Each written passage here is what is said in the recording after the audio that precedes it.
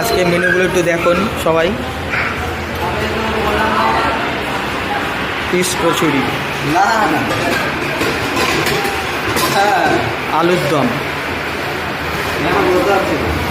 Steam rice, তারপরে ডাল, veg ডাল, আলু ভাজা, মিক্স ভেজ।